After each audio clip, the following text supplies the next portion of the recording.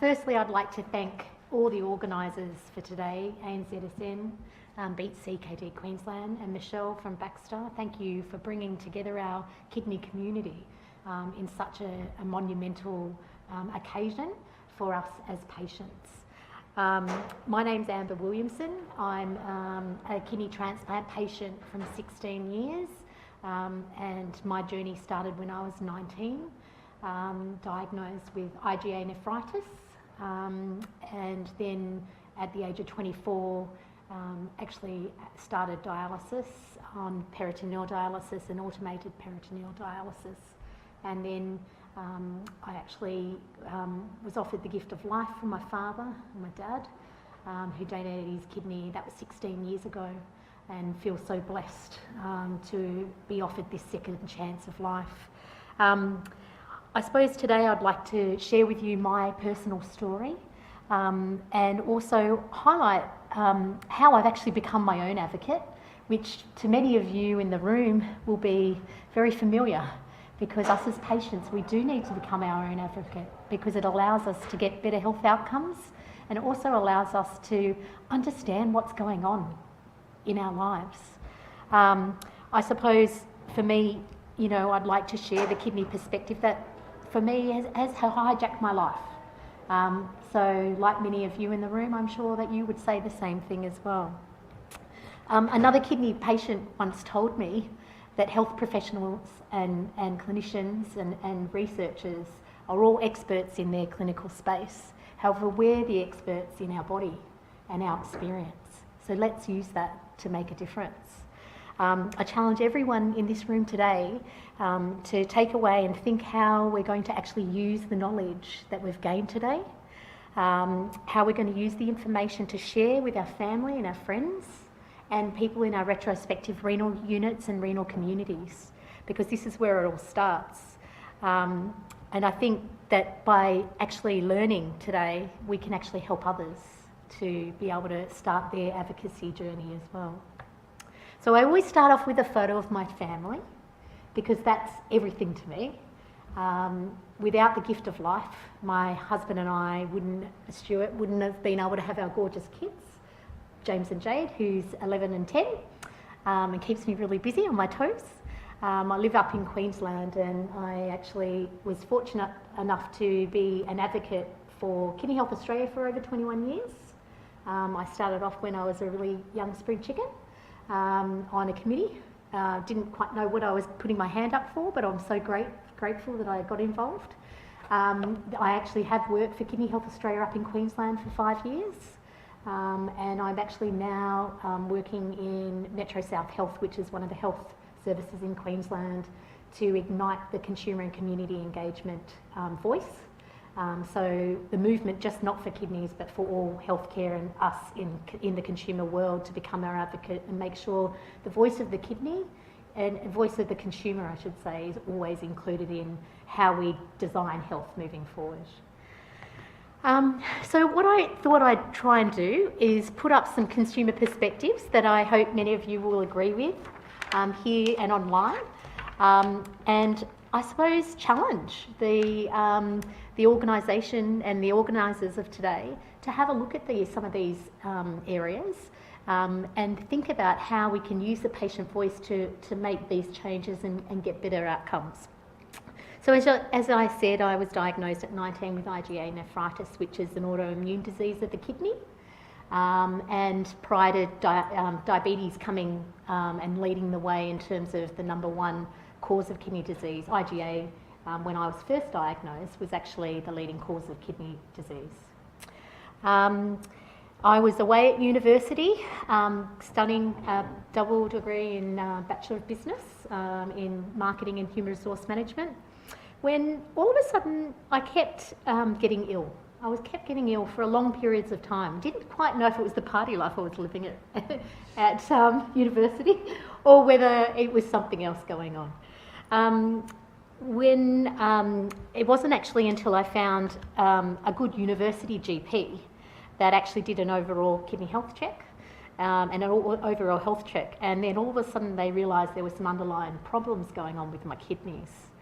I was quickly referred to Lismore Base Hospital at the time because I was away from home. I'm actually a Sydney born and bred, but I moved up to Lismore for uni. And I look back into my childhood years now, and I actually remember having signs of blood in my urine, probably from the age of 10. And they were probably the first signs that my kidneys probably weren't that well. And so that's why I've got the first consumer perspective up there.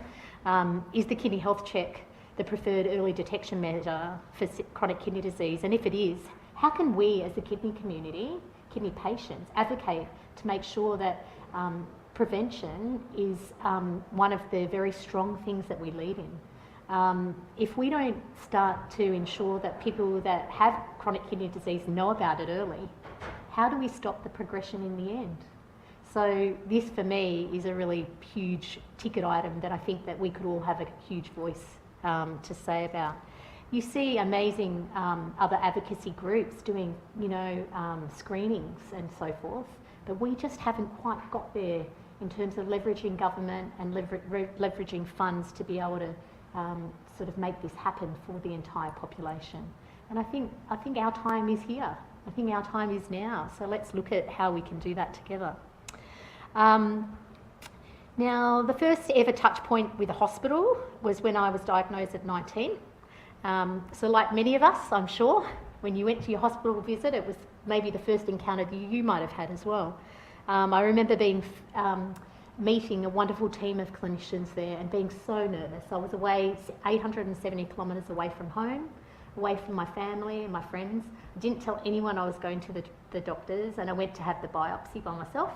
They said, "Who's bringing you home?" And I said, "No one." And I just wasn't sure what this new part of my life would look like. And I tackled it alone. I remember being so scared going into that first biopsy appointment. I don't remember any of the technical stuff that they did to me that day, but what I do remember is the way that the clinician, Dr. William James, actually held my hand and communicated to me as a person. We looked at the scan when they put the dye in. We did a biopsy, and we did also I remember doing a scan of my kidneys, and I just had the dye, and then all of a sudden we were looking up on the screen, and he said, "Look at that, that's a work of art, isn't it? That's your kidney. We're just going to have a look at what's going wrong for the kidney." And that is the part that I remembered the most. It wasn't about the clinical procedure that I was having. It was actually about that humanised touch. And that's why I've got the second point up there, which is how can we improve the communication of CKD diagnosis between clinicians and patients. And that goes across the whole spectrum.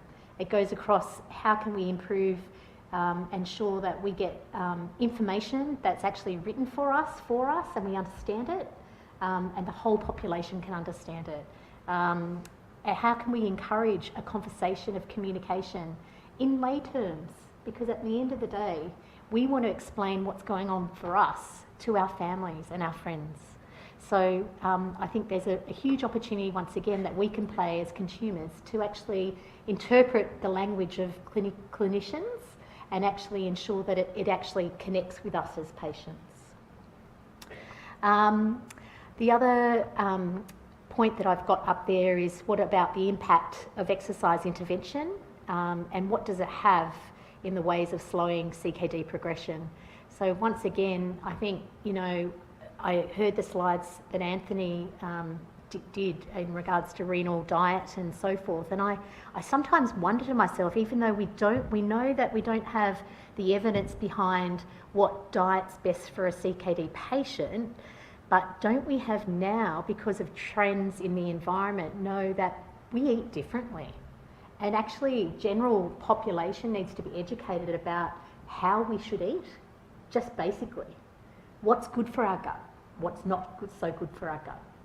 I don't really want to talk about nutritional value. I want to talk about the food that I can eat and what it would do for me. So it's actually about translating that conversation, and then talking about exercise.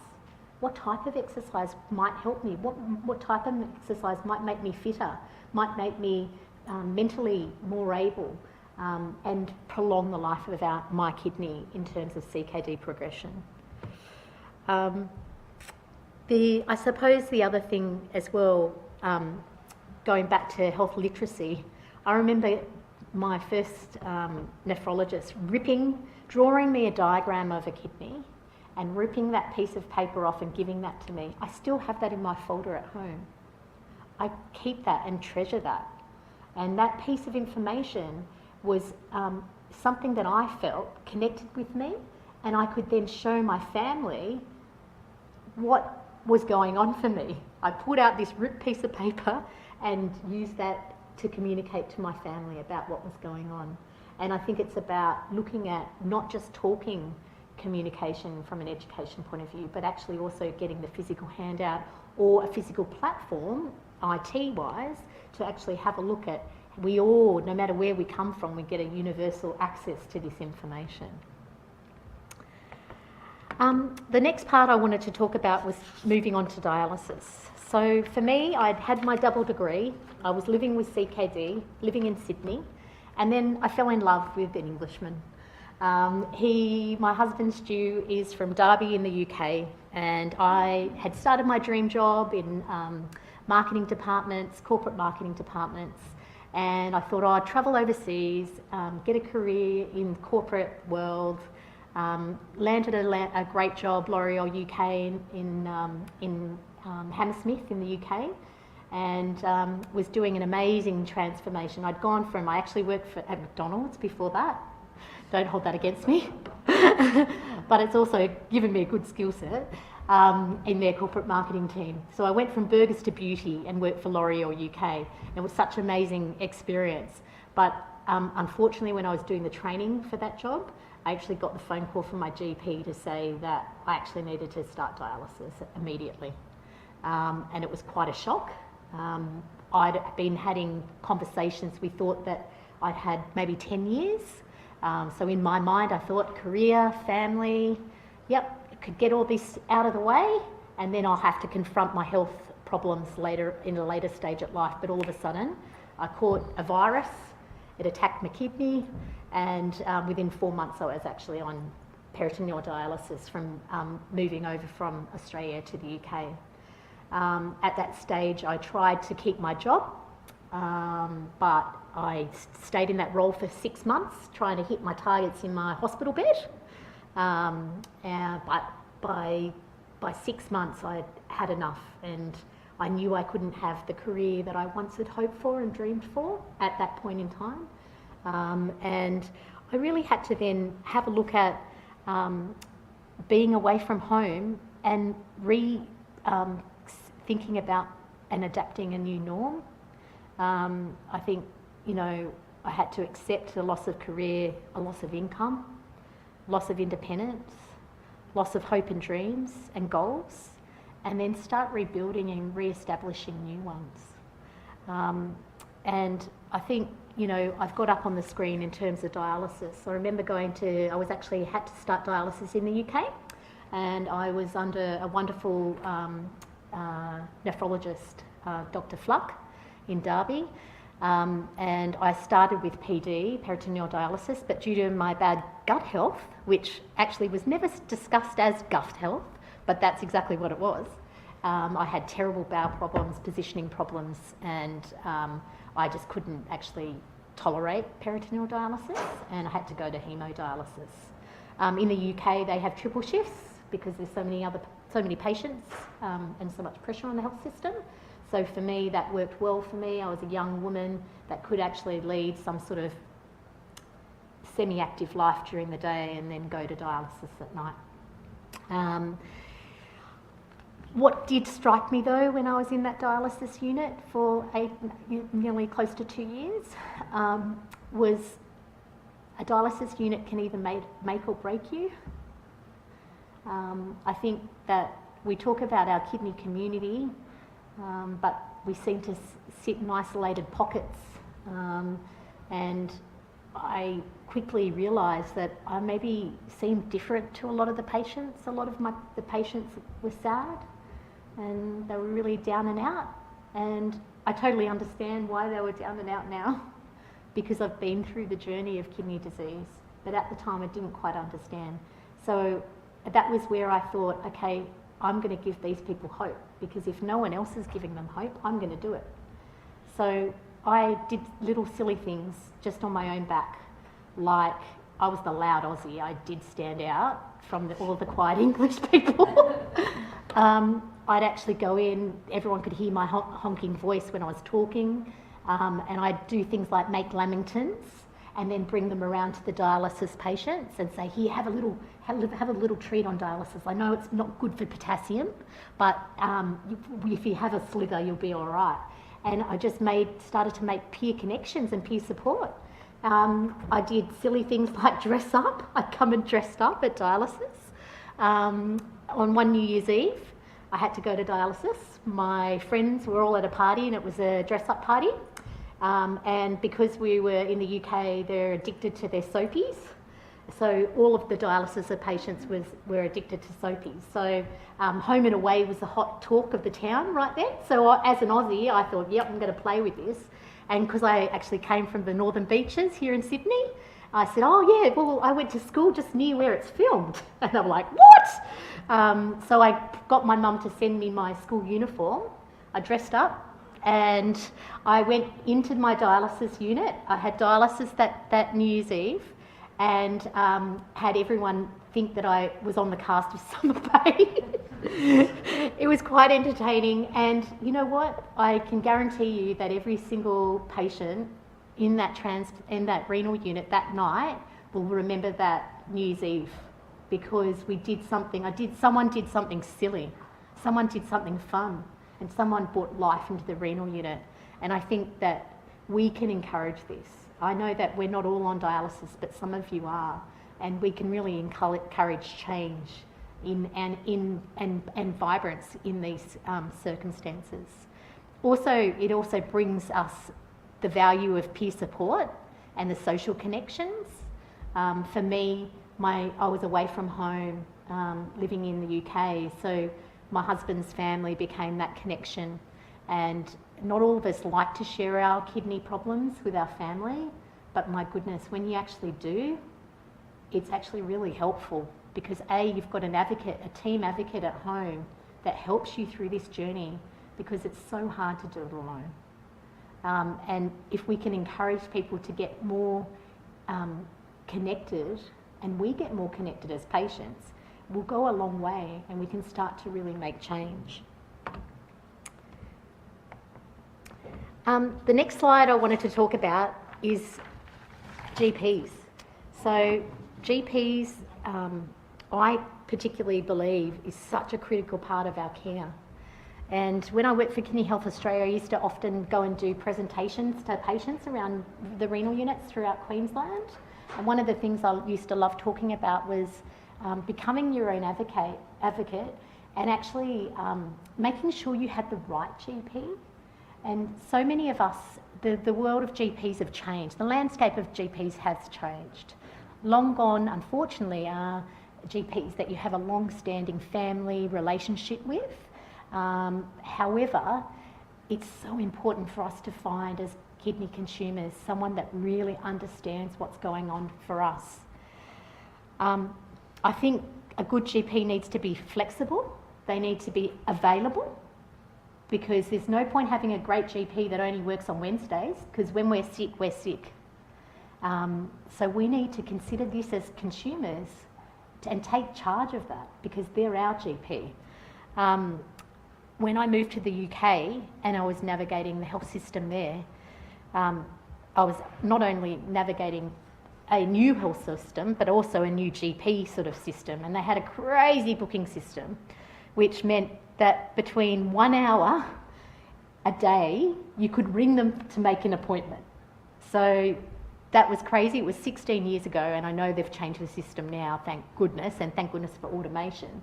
But I became my own advocate there, because I realised that all I'd get is the beep, beep, beep sound of the phone in that 1 hour that I could call, and I'd never get through. So what I decided to do instead is when I knew I was getting sick in the middle of the night, I'd tell my husband, okay, tomorrow morning we need to be down at the clinic, we need to be at the doors, I know what time the clinic opens. They don't sort of they didn't have a drop-in system like we do here in Australia at the time, but I made my own drop-in system. And I advocated for me to get serviced the way I needed to get serviced. And I think a lot of us just accept maybe the GP we have, but I encourage you all, if you're not happy with your GP, find a new one and encourage other patients in your renal unit who probably maybe even don't have a GP to find one, because they can really make a difference. And also keep us out of the hospital. So it's been a lifesaver for me. I think there's no surprise probably to most of you in the room that when I've moved around a lot because my husband and I move for work, and I'm always having to find GPs everywhere I go. And I actually put them through an interview process because I want to find someone that can handle me and can handle my complex conditions. And I actually asked them, so this is me, I give them a rundown. I said, are you interested in having a patient that's complex like me? Or are you up for the challenge? And you ask that question to a GP, you know straight away whether they're your GP or not your GP. By doing this, I have an amazing GP who happens to have a wife that works in a transplant unit. But it just shows that if you shop around and you can actually make sure that you do find a good GP, it does service you well. Also, with my GP, I actually get him to write all my transplant scripts. I don't use that in my clinician nephrologist appointment. I want to have that nephrology time with my consultant. That's so valuable to me, to inform me of what's going on in the kidney disease world, what changes are being made, and what I can do to improve my health. I don't want to sit and wait for him to write a script for me that takes him a lot of his time when I know my GP can do the same thing. So I encourage you to think about that too. This part's really close to my heart, and I'm sure that it will be probably quite close to many of you. I actually wanted to put this in not just for myself, but for too many friends and that I've lost through kidney disease and this demon. Depression is a really big part of our everyday life, and from the beginning, I think I could see signs now of struggling with this when I had CKD, but very much so when I was a dialysis patient, and even now as a transplant patient. I think this is something I battle with every day.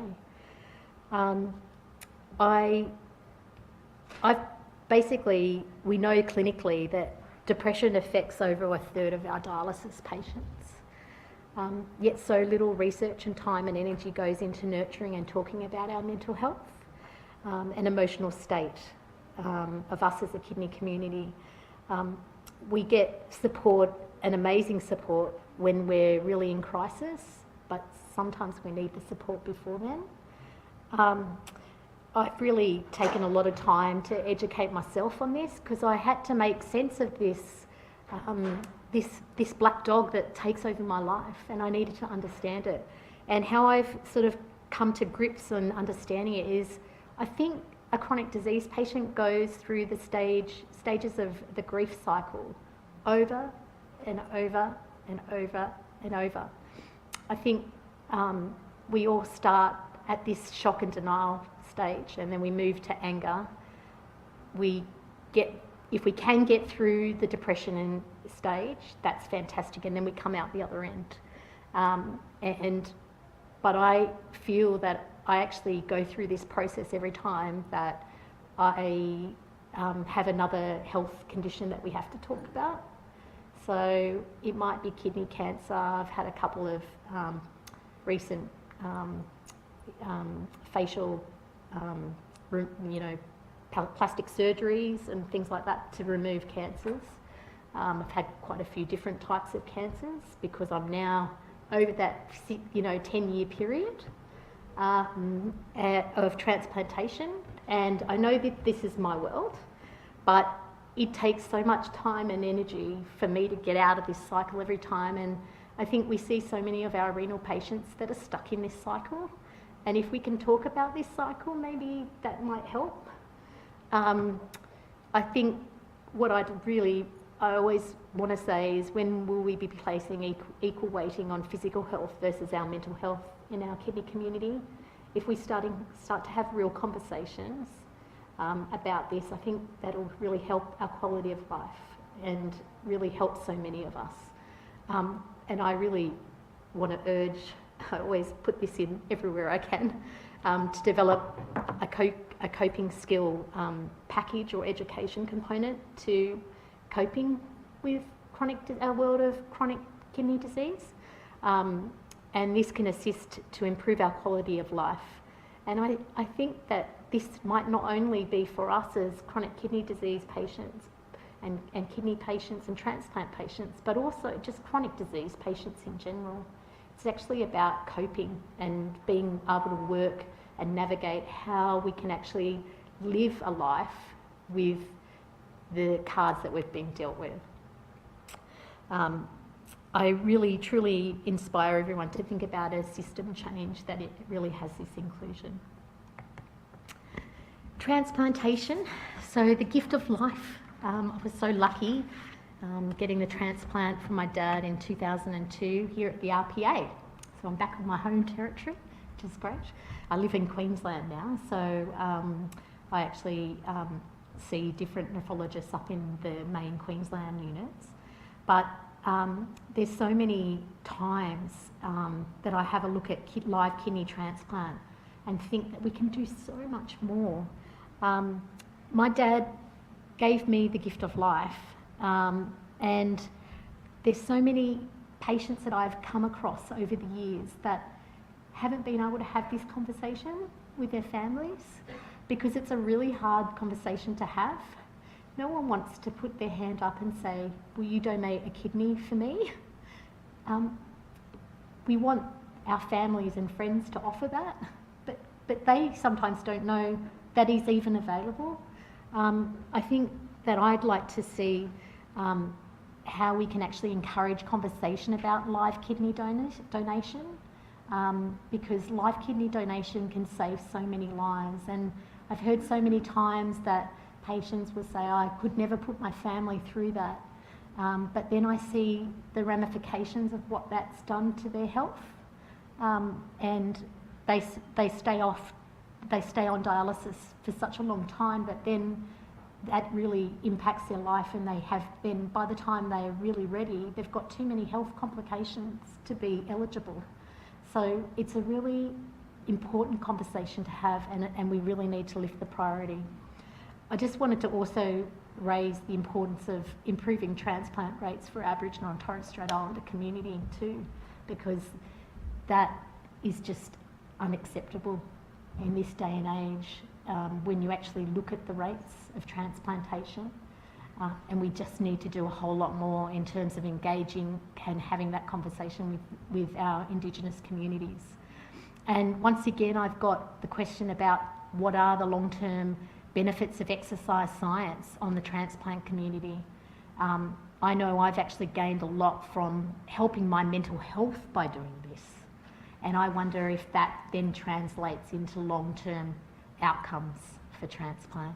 I've actually put my hand up for this year to actually sign up for the Transplant Games for the first time, and I'm in training. And I've never done anything like that before. But I think it's actually helped me tremendously over the last 12 months have a goal and actually lose 9 kilos. So it's something that I think that we can all learn from and benefit from in this world. And the other thing that I wanted to have, and I think it really just struck home on your slide, Martin, about the conversation about how important death was to health professionals versus to patients. For many of us, I think we know what our fate is as patients. And I think in a funny way, that slide said it all. We accept that our fate will eventually be there. And we probably are ready to have more robust conversations about it. but the health professional environment's not quite ready to have those discussions. This is an evolving field, and look how far we've come in such a short period of time. But I think we need to really look at reality of life on dialysis versus conservative care options for our ageing population. This needs to happen in both public and private hospitals, because there's an absolute difference in terms of what choice is actually described to our public and private patients in many areas. And then I'd love to see flexible considerations about when we are on dialysis. So many home patients that I know are coming to an end of their home journey. However, they're not prepared to go in centre, and so we need to have a look at flexible situations in terms of maybe reducing the amount of dialysis time that might prolong the life of a patient, but then not take too much of our quality of life. And also, we need to really encourage that there's adequate support for families to be able to cope with end of life. Because you know what, us as the patients, we're actually going to cope quite well. It's our family that's left behind that finds this really hard, because a lot of families have talked to me about it and said they feel like it was like a suicide choice of withdrawing from dialysis, yet it's not. And it's just about having those conversations, making them socially normal to actually talk about death. My kids know about life and death, and we have made sure that that conversation started from when they were very young, because we don't ever want them to be worried or fear that death is such a bad thing. We want to make sure that that conversation's open and honest, so the shock isn't so great when one day that may happen. I think that there's so much opportunity that we can really do in this space, and the family support, once again, for the surviving families is so vitally important. The other thing, as time goes on, we need to put more conversations and more energy into just societal education about this. Finally, I just wanted to leave you with this slide that really is a humorous slide, but it's about us absorbing more information to improve our health outcomes. I think for us as kidney patients, the more knowledge and understanding that we gain, it helps us feel more independent and responsible for our own decisions in care. Knowledge is power, and it allows each and every one of us here today to become our own advocates for positive change. Thank you for listening, and thank you for coming today.